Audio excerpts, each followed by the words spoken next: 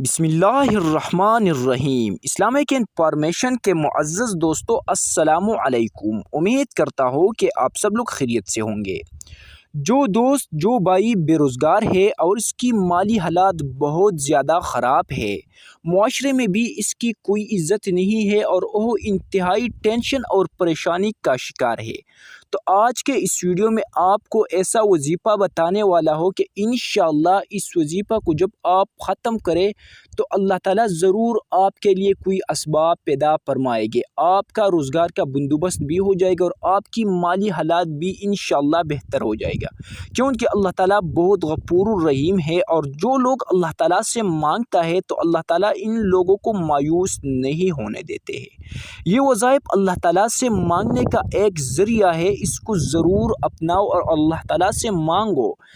جو لوگ اللہ تعالیٰ سے مانگتا ہے اللہ تعالیٰ ان لوگوں کو پسند کرتا ہے بجائے جو اوروں سے مانگتا ہے۔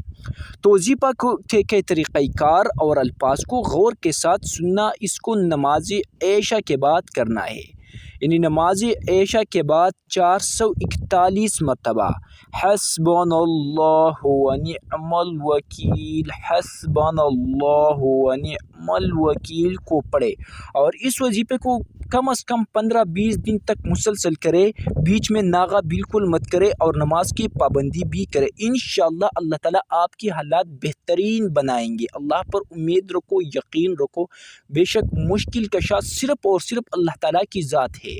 آپ بھی محنت کریں اور اللہ سے بھی مانگیں۔